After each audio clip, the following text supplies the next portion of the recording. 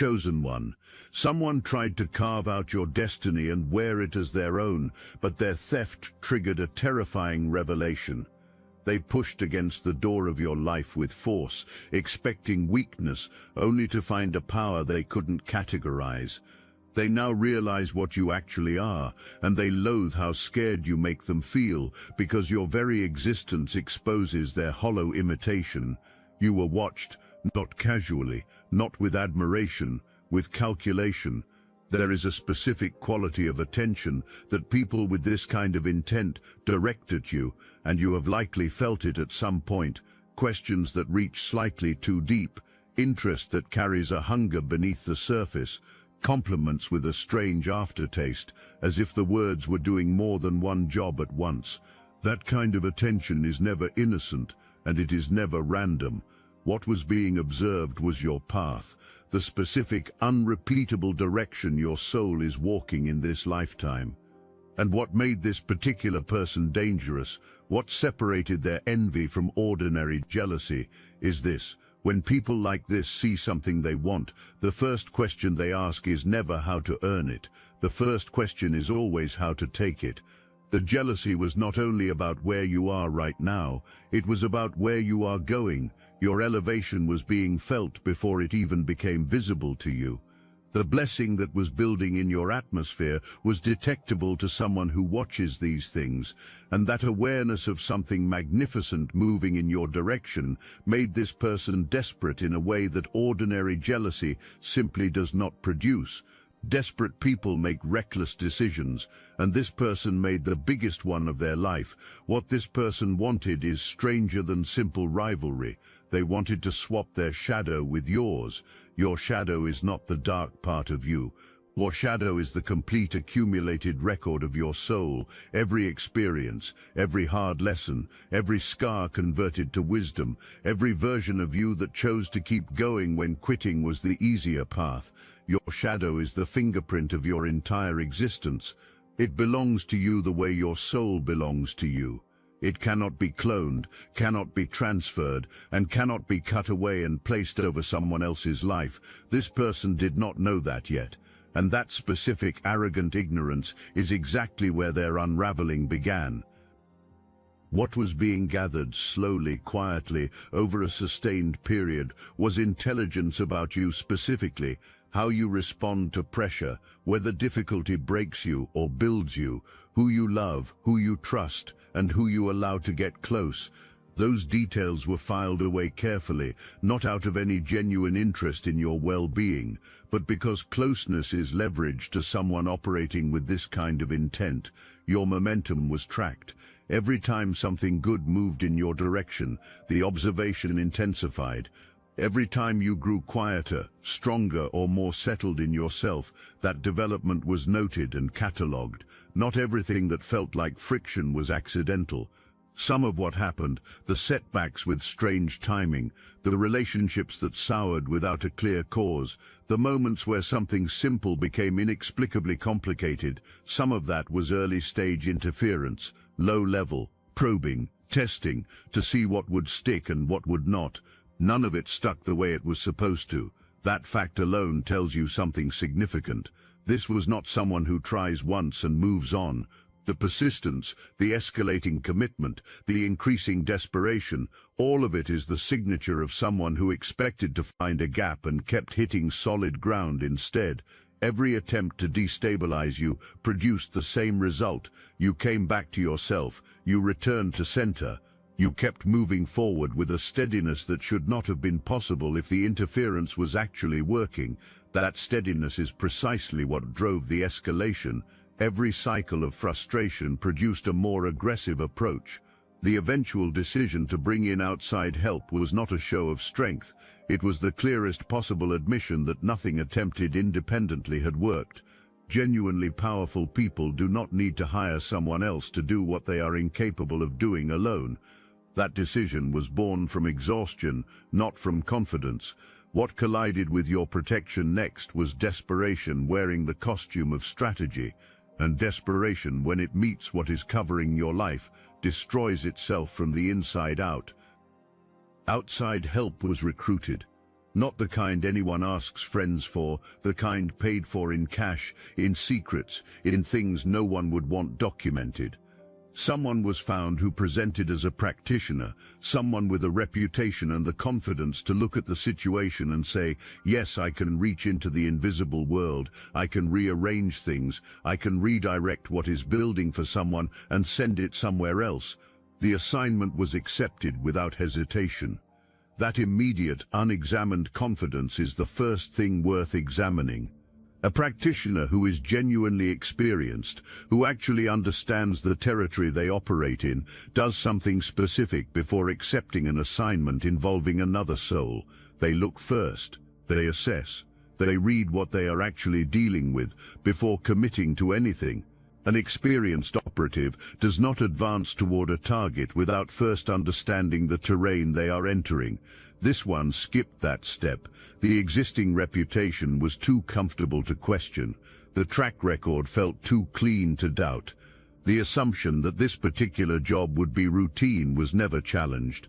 If you felt called by this message, hype this video so other chosen ones like you can be reached. Pay close attention to that choice.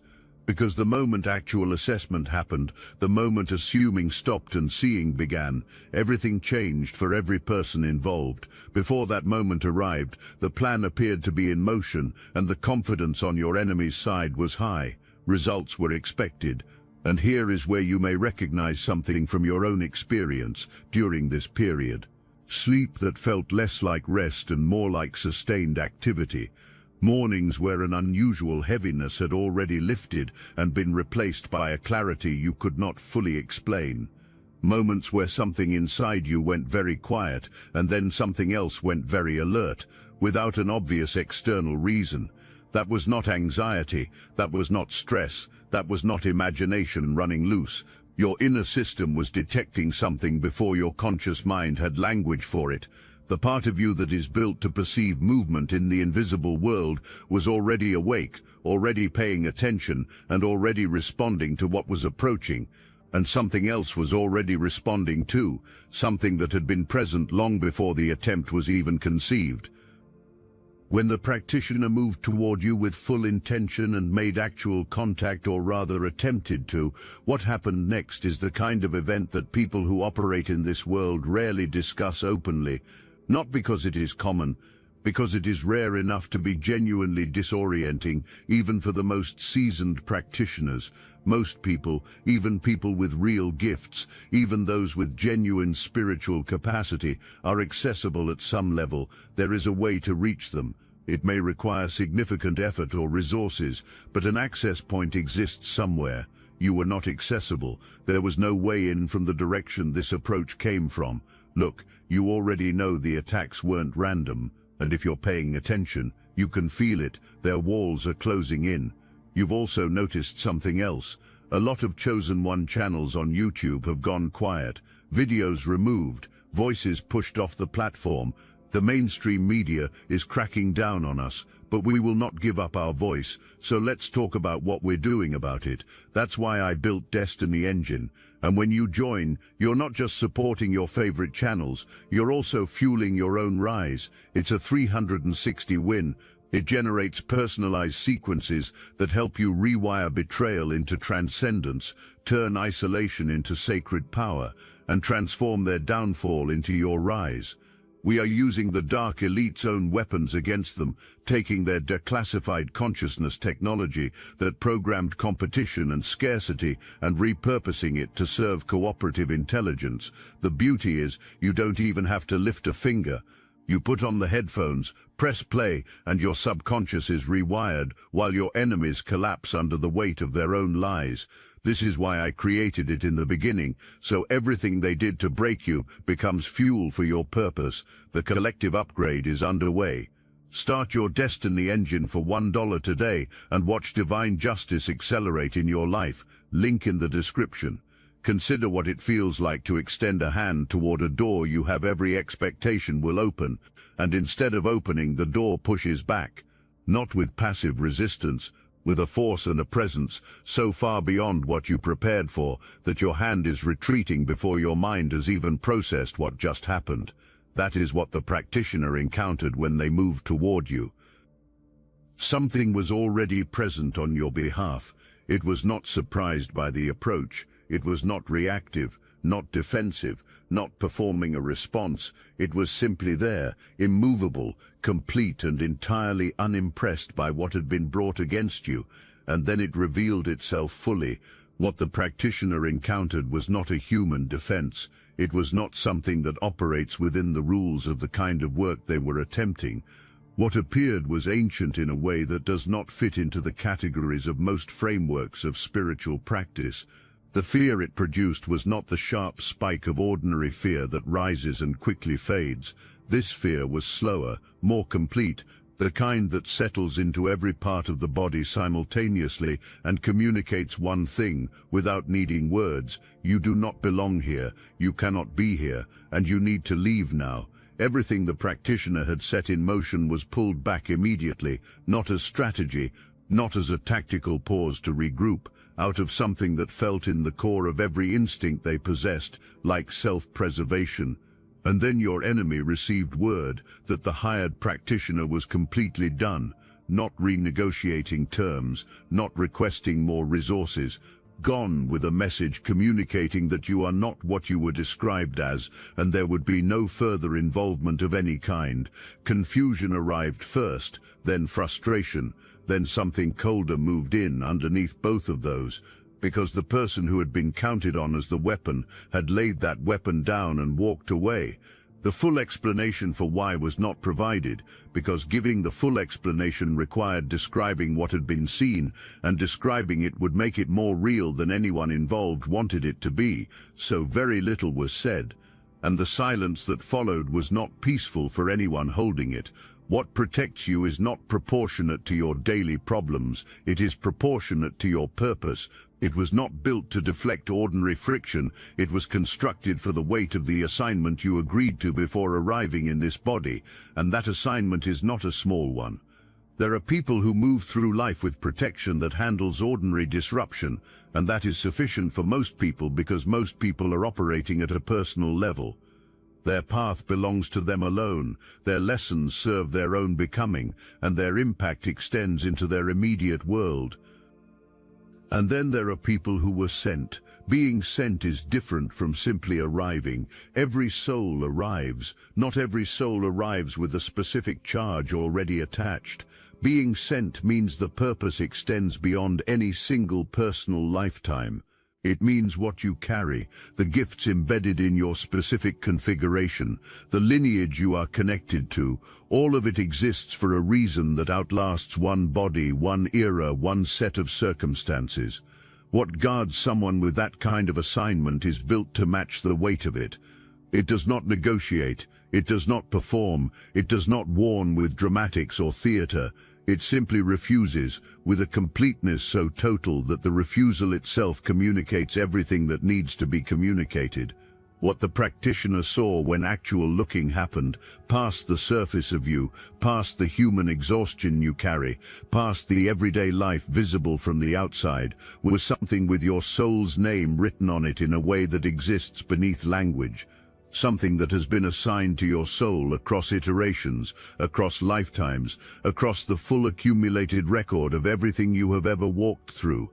It knows you at a level that precedes this body entirely. It has never not been present, and the blessing that is moving toward your life right now carries that same protection. It is not exposed. It cannot be rerouted. It carries the same seal your path carries. Every attempt to intercept it met the same wall that met the practitioner. Words, you cannot reach what genuinely belongs to someone else's path when you are standing in a position of envy and lack. The intention seals the door before the approach even begins. This person operated with real skill. The reputation was not entirely fabricated, and there was genuine practice behind the confidence. But experience built exclusively against accessible targets tells you nothing about what happens when you encounter something that is fundamentally not accessible. The aesthetic of power had been cultivated with care. Everything was arranged to create a specific impression of authority. A following had been built. Credibility had been established in certain circles. And your enemy looked at that presentation and believed they had found exactly what the situation required. What had actually been found was someone who had mastered a role, but only within the range of what they had previously encountered, and nothing within that range had prepared them for you. Consider what it means to operate with confidence in a territory where every previous target was reachable. You develop a belief, reasonable, evidence-based from your own history, that access is always possible if the approach is right. That belief becomes the foundation of your confidence. It becomes indistinguishable from your identity. It is what you offer clients and what you offer yourself every time a new assignment comes in, and then you reach for something and the reach stops completely cold, not because of a barrier you can study and eventually work around, because of a presence that makes the entire premise of your approach irrelevant, not a harder lock to pick, an entirely different category of reality. What was intended was an experienced practitioner reaching an ordinary, struggling person.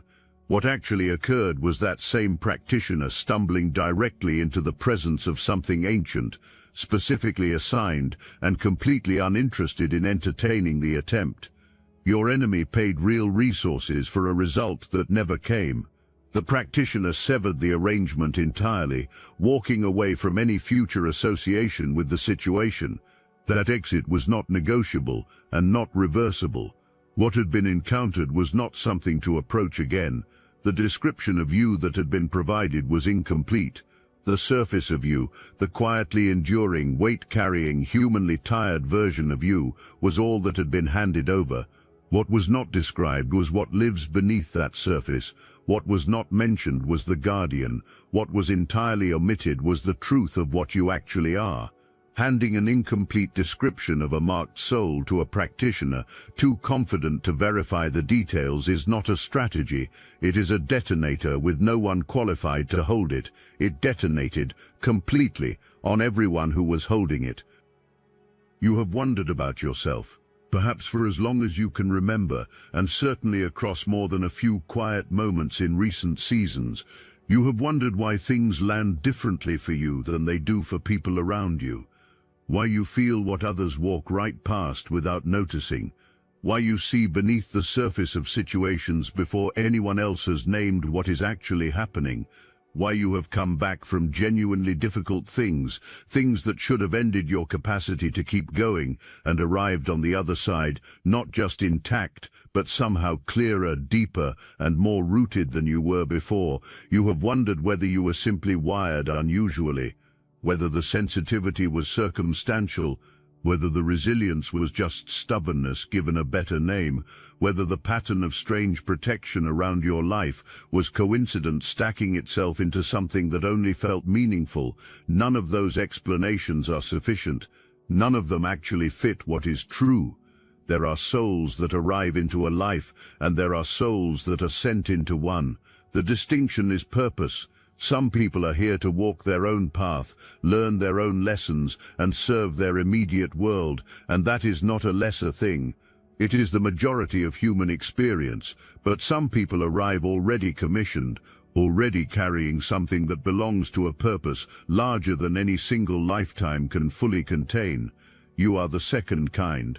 You were sent. Being sent comes with something attached to it. What guards a sent soul is not standard issue.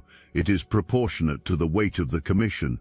It does not flinch at ordinary interference, because it was not built to manage ordinary interference. It was built for something with considerably higher stakes than the average human life. What the practitioner encountered was that coverage operating at full strength. What shook them was not only the power of it, it was the age of it. The specific, unmistakable quality of something that has been assigned to the same soul across multiple existences, building, deepening, and strengthening with each return. Something that carries your soul's actual identity, not the name on your documents or the face visible in any mirror, but the identity that persists across every version of you that has ever arrived here. Your soul was described to this practitioner as a tired, struggling human being having a difficult season, What the practitioner actually found was the full, unfiltered truth of an ancient commission, protection that has been accumulating since before the traditions this practitioner operates within had even developed their names. Your shadow is not simply the accumulation of this current life, that is the complete record of a soul that has been walking the same essential assignment across time, in different forms, in different contexts, always returning to the same fundamental purpose. That depth is not separable from the protection assigned to it. You cannot lift the silhouette away from what guards it. The moment a reach was made for it, the guardian turned around and looked directly at the one who was reaching. What looked back was the full history of what you are, the full weight of the commission compressed into a presence so complete and so final that continuing to push against it was simply not a rational option.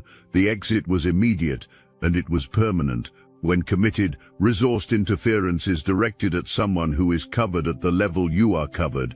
The interference does not simply dissolve neutrally when it fails. It returns to its point of origin. Not always in a single dramatic event, and not always in a way that is immediately visible, but it returns thoroughly with the same force it carried on the way out. The stagnation that existed in this person's life before any of this began has now calcified. The very conditions they were hoping to escape by rerouting your destiny in their direction, the lack, the feeling of being overlooked, the internal sense of something crucial slipping out of reach, none of those conditions have improved, they have compounded. The energy directed at taking from you came back and settled precisely on the one who sent it. Every forward movement now encounters resistance that cannot be explained through ordinary logic. Plans that should proceed simply do not proceed. Alliances that were expected to hold are showing fractures. The hired practitioner is gone and will not return.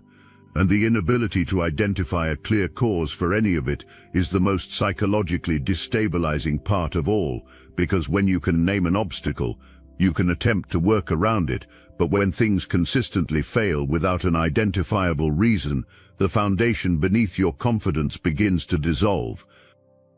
That is exactly where this person stands right now, isolated, holding the wreckage of a plan that fell apart at every level, facing the very conditions they tried to use you to escape, but now with less support, less credibility, and the specific unshakable weight of having activated something they did not understand and cannot undo.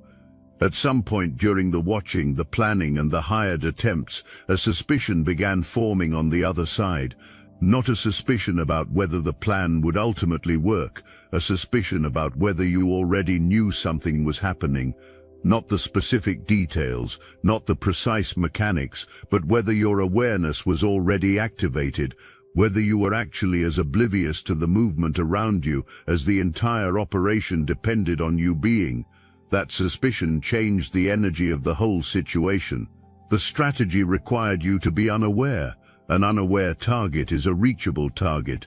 Interference is designed to land on someone who cannot identify what is happening and therefore cannot consciously or instinctively resist it. The gap between what is being done and what the target perceives is the entire leverage point of that kind of operation. But you were not behaving the way someone in the dark behaves. There was a quality of steadiness in how you were moving through your life, a calm that was inconsistent with someone being genuinely destabilized. Your forward momentum was not being interrupted the way it was supposed to be, and that inconsistency started generating its own kind of fear well before the practitioner had even reported back with findings. You were not doing anything conscious to signal awareness, you were simply being what you are. And what you are produces a specific inherent quality in how you move through the world, a groundedness that is not performed, a refusal to be destabilized, that is not an effort you make but a fundamental fact of your nature. To a watching eye, looking for signs that interference is landing, that quality reads as protected. It reads as someone who is, inexplicably, simply not available to be reached. Questions began accumulating without good answers. For someone whose entire operational confidence depends on understanding and managing every variable in a situation, encountering a variable that cannot be identified or explained is catastrophic. You were that variable. Your very nature disrupted their calculations before anyone had even launched a formal defense. By the time the practitioner made full contact and encountered the truth of your protection, your enemy was already operating from the hollow feeling of someone who suspects they have made an enormous and irreversible mistake. The practitioner's retreat confirmed that suspicion completely, and without a single word of direct explanation. The fear your enemy is living in right now is not the manageable kind. It is not the fear that comes from being caught doing something wrong. That version has a familiar shape that people know how to navigate. You apologize, deflect, wait for the intensity to fade. That kind of fear is uncomfortable, but it eventually moves. What is sitting in your enemy right now does not move. This is the fear that comes from realizing you went after something capable of a response that you cannot quantify, cannot replicate, and cannot protect yourself from if it ever decides to respond in kind. This fear lives in the body before it lives in the mind. It does not respond to logical reassurance because its origin is not logical. It is visceral, physical, the direct memory of having encountered something operating in a category beyond your own. Your name and the presence of your guardian are now permanently fused in your enemy's inner world. Every time your name surfaces in any context, that image comes with it. Every time a thought begins to form about any future action involving you, the memory of what was encountered stops that thought before it can fully take shape. That is not something they can manage or reframe or eventually recover from with enough time and distance. What was seen fundamentally restructured their understanding of what you are, and that restructuring is permanent. For someone who built an entire identity around winning the invisible battles, around being the one who gets what they want through unseen means, having that identity shattered by a single encounter with what guards your life is existentially destabilizing. It introduces a specific kind of doubt that does not stay contained in one area. Once it is present, it bleeds into every other corner of their confidence. You did not engineer any of that intentionally. You did not design their dismantling or orchestrate their fear. You simply exist as what you are, and what you are does not accommodate interference directed at it from a position of envy and malicious intent. The loathing they feel is the direct result of the fear they cannot control. The fear they cannot control is the direct result of finding out what you actually are. The title of this is not an exaggeration. They genuinely loathe how scared you make them feel, and you accomplish that by doing nothing more than being exactly yourself. That is the most significant understanding to carry. Your power in all of this required no demonstration. It required no retaliation, no performance, no fight. Your existence alone was sufficient. Your natural, unbothered presence was the thing that dismantled their confidence completely and permanently. The interference has cleared, the hired practitioner is gone and will not return. The alliance is broken, the plan lies in pieces, and the elevation that was building toward your life this entire time, the very thing they were so desperate to intercept before it arrived, keeps moving, unobstructed now, clear, moving with the full force of something that has been carefully guarded and is now making its final approach toward its rightful destination. There is a blessing with your name on it, a genuine one, not a small improvement, not a modest shift, something significant. Something the divine has been holding close, not to withhold it from you, but to protect it from exactly the kind of interference that was just attempted and failed completely. Consider what it means for a valuable delivery to be guarded in transit. When the destination is known and the route is being monitored by someone with harmful intent, the delivery does not stay on the obvious path. The path gets changed. The delivery moves through protected routes, kept quietly close, until the moment it arrives in the hands it belongs to, at which point interception is simply no longer possible. That is what has been happening on your behalf. The elevation has been in transit, navigated toward you by what is assigned to guard your path, which is considerably more capable of protecting it than anyone sent against you was capable of disrupting it. The timing of everything that broke open is not coincidental. The attack escalated when it did, because the elevation was becoming detectable. The desperate final push was a response to sensing what was building around you, a last attempt to get ahead of something before it fully arrived.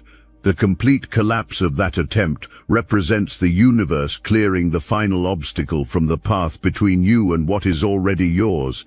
Every delay you experienced was protection, not punishment. Every door that closed was a reroute, not a rejection. Every season that felt like stagnation was simply the conditions being aligned so that what is yours could arrive at a version of you fully capable of receiving it, standing in it without being destabilized by it, and using it for exactly what it was always meant to be used for. You are that version now. The preparation has completed. The path ahead is clear. This is where you receive your charge. You are not walking away from this as someone who barely made it through. You are walking away as someone whose path repelled a serious, resourced, committed attempt at interference and kept moving forward without losing a single thing that was actually yours. Those are fundamentally different positions to stand in. One of them shrinks and looks back over its shoulder. The other expands and faces forward. Choose the position that reflects what actually happened. Stop apologizing for your light. The era of dimming it so that people threatened by your brightness can feel more comfortable is over. That was never your responsibility. Your responsibility is to be the full expression of what the divine built when it designed you, and everything less than that is a waste of the assignment you arrived here carrying. Stop waiting for external permission to grow. No one who benefits from your limitation is going to stand up and invite you to exceed it. The expansion is yours. The authorization is yours to give yourself. You do not need to wait for a better moment, a cleaner circumstance, or a version of yourself that feels more completely ready. You start from where you are standing right now. Stop second-guessing the favor. When things begin moving for you, and they are already in motion, resist the old habit of examining whether you truly deserve what is arriving, whether it will hold, or whether something is waiting to pull it back. Receive what comes cleanly. Let what is yours land fully, without holding it at arm's length out of fear that it might disappear. Take care of your environment with authority, not anxiety. Move through your home, your work, and your daily life with deliberate intention. Clear what needs clearing. Protect your clarity, your voice, and your ability to see what is real without distortion. Do all of it from a position of ownership, because you are not someone guarding against an ongoing threat. You are someone maintaining the quality of a life that is already protected. If you have been experiencing disrupted sleep, unusual heaviness in your waking hours, or the feeling of having worked through something in your rest without a clear memory of what it was, that is your system completing a natural clearance process. What was sent toward you and returned has been moving out. Let it finish moving. You do not need to analyze every sensation or assign specific meaning to every fragment. Allow the clearing to complete itself and then stand fully upright. What is arriving requires someone standing upright and open-handed to receive it. Your silhouette is not a flat image. It is not a surface that can be lifted away and relocated to a different life. It is the living, ancient, specifically commissioned expression of a soul with an assignment attached to it, and what guards it is not a barrier to be overcome with enough skill or enough resources.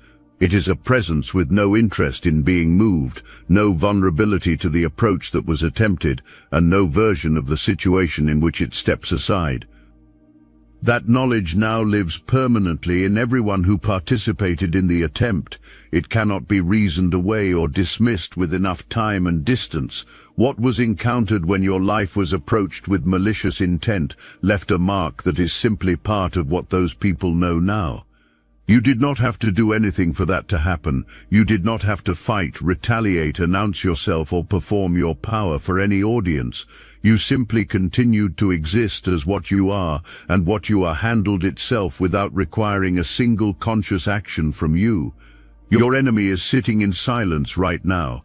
Not a silence they chose, but the silence of someone who exhausted every available move, watched every available ally walk away, and is now sitting inside the full weight of their own decisions with nowhere to redirect the consequence. And you are here, chosen one, unbothered, undiminished. Everything that was always meant for you is completely intact. The favor is moving, the elevation is approaching, the protection has never been more fully confirmed than it was by the failure of everything brought against it. You did not survive this season. You moved through it without losing a single thing that was actually yours, because nothing that is truly yours can be taken from you. Not by this person, not by anyone they could have hired, and not under any conditions they could have created. The shadow thieves came for your silhouette. They found out it is alive, ancient, and guarded by something they were never cleared to approach. They have left. The path ahead of you is clear. You have somewhere to be. Go.